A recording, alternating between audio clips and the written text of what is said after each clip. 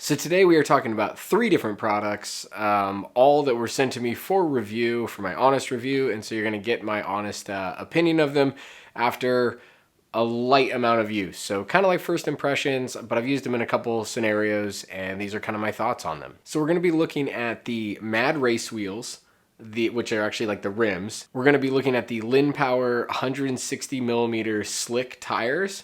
And then we're going to be looking at the LINNPOWER adapter that allows you to put Stooge Raceboard gears, the spur gears, onto the Mad Race wheels. All right, let's talk about the Mad Race wheels first. The design of the wheels they're really nice. It's very clean CNC work throughout. Nothing looks rough. Everything has a really nice finish to it. It's all this black kind of anodized look, and I think they look great. Functionally, so far, everything I've threaded into it, all the bolt holes, all that kind of stuff have matched up perfectly. There's been no issues there with assembly or use. One of the really cool features about the Mad Racing wheels is that it has 22 and 28 millimeter bearing seats.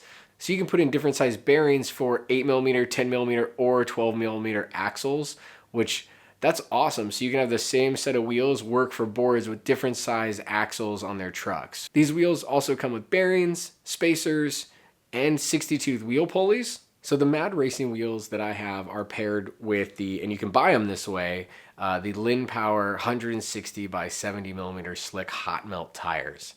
And they're the tubeless ones, so there's no tube inside this. You can run these hubs with tubes or without tubes.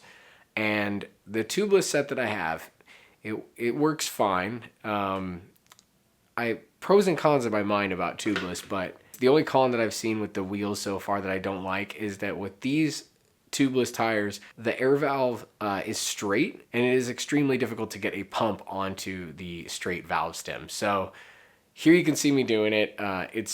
This is on the rear tire that has the gear on it and everything. So you can see like I can't poke my hand in through the back. You have to kind of put your finger behind it and push it way out, take off the valve cap that comes on it. They're really nice looking little valve caps, but take that off and then squeeze in there. And if this is the style, most people have these style pumps where they thread on now. The other kind that clamp on probably wouldn't even fit. So you use one of these like threading ones and it will thread on and you can pump it up. And I did it multiple times, so it works, but it's not the greatest experience. On the front tire, it's not as bad. You can poke your finger all the way through like the opening of the wheels and reach this stem and you push it forward. But in the rear, if you have gears on there, or you're having to disassemble the wheel to pump it up, which is kind of a hassle. You can get to it from the front. It's not great. I would much rather see a L-shaped valve stem, and I have a set of the tubed version of these tires from LINNPOWER, and they have a L shape, so those I think will be much easier to inflate. Other than that, these wheels are very, very nice. Really, really like the look of them. They're gonna get dirty, but that's just every wheel out there. Okay, now let's talk about the tires, the LINNPOWER slick tires. I was really excited to try these tires. They've been the ones that kind of hit the market that are very track specific. These are built and made to be used on track. So I took them out to a track and rode them at intro to speed. And I also am riding them, as you can see, through the neighborhoods here. So let's talk about like casual use first. Casual use, it feels great. I put these on the V5. I can now swap on and off a set of wheels, which is cool. I can run the BRPs or I can run these. And riding around the neighborhood felt awesome on some pneumatics compared to the BRPs in real life situations where there's more like sidewalk crack kind of feeling going, in between transitioning between streets and stuff like that. The grip in this general use setting was outstanding. I could lean really, really hard into it and felt like it had me the whole time. Especially after riding it for just like maybe 5 minutes or something, the tires heated up. It was 80 something degrees already in the morning here. So there was no lack of heat getting into the tires, and they felt really, really grippy and really great. Like I said, there wasn't a ton of body lean, if you will, like lean off the shoulder of the tire, but there definitely is some compared to like a more rigid tire. Overall, though, I didn't feel like I had a ton of body sway going on in the tire because it's only a 6-inch tire, or I guess a little over a 6-inch because it's 160 millimeters. But it definitely does have a little bit of give to it. It's also pneumatic, so you're just giving into that air a little bit more than what I'm quite used to on the race board. But leaning into everything felt super grippy. Going over like inconsistencies in the street felt fine. And yeah, they were sweet tires. They are very, very soft, and you feel that softness in how they grip, and it definitely felt glued to the ground. Now the adapter plate. This adapter plate is really cool looking, man, with all these different like patterns and holes in it. It'll let you adapt to a lot of different setups, I guess, like by looking at this. This is how you put it on. What I like about it is that the bolts that I'm going to use to attach this to the wheel are independent from the bolts that hold the hub together.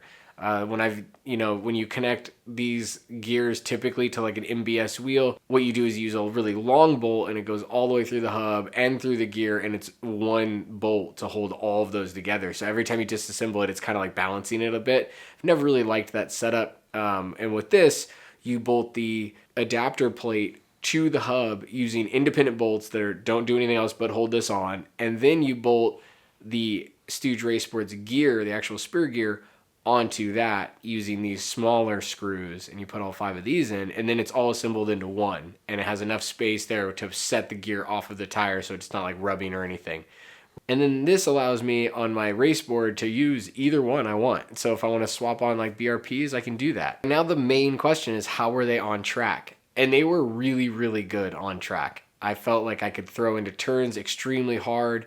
But on track, you get into like hairpins, and on full hairpins where you're looking for the board to like slide a little bit, that's where I saw the differences really start to shine in between these and the BRPs. So we're going to compare them to the BRPs, even though it's a very different setup. And the BRP wheels, they require you to run these big hubs, and then the tire bolts to that hub.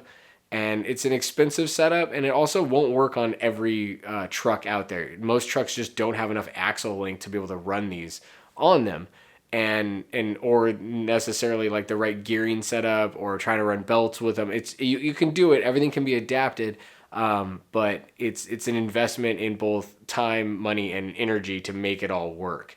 And you're looking at around $500 just for the hubs and the wheels together. It's a little bit less than that, I think, but it's around like $500 to basically get into them. Whereas with these, if you already have wheels, you already have pulleys, you could put these tires on your current board and be up and running with a much higher level of grip for a lot less money. So I think that these are definitely more accessible for more people to be able to ride a higher end tire when it comes to grip, and actually improve their grip exponentially than there is with like the BRPs that just require a lot more. But all that to be said, let's look at them against each other on track. So track day, very hot morning.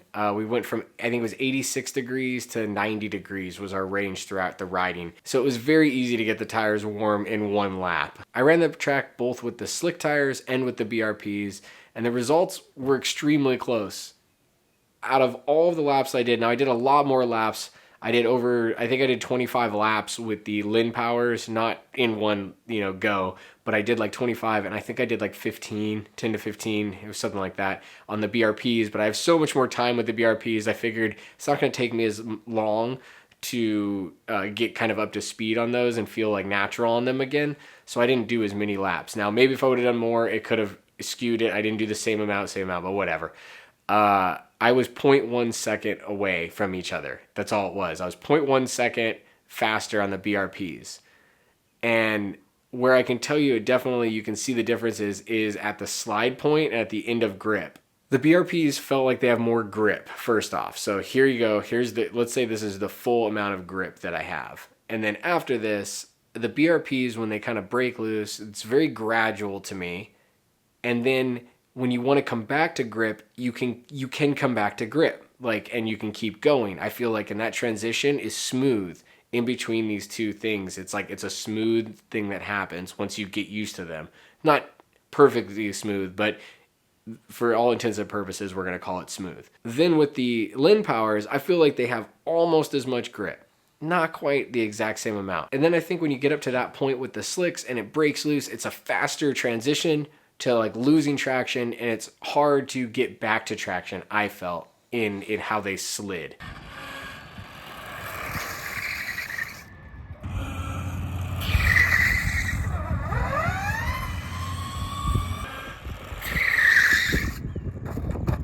Now I tried really hard to slide the BRPs, but because it was so warm out and the tires heat up so quick, I really wasn't having an easy time at all. I was trying to do it, even when I wasn't like doing laps like for the timing, just to like hot dog it and have fun and just slide it a little bit, and I just couldn't get it to break loose the way I could with the LINNPOWERs. But then with the LINNPOWERs, I felt like when I really pushed it and broke loose, I couldn't get it back. I couldn't swing it back into control, and it would like kind of over rotate on me.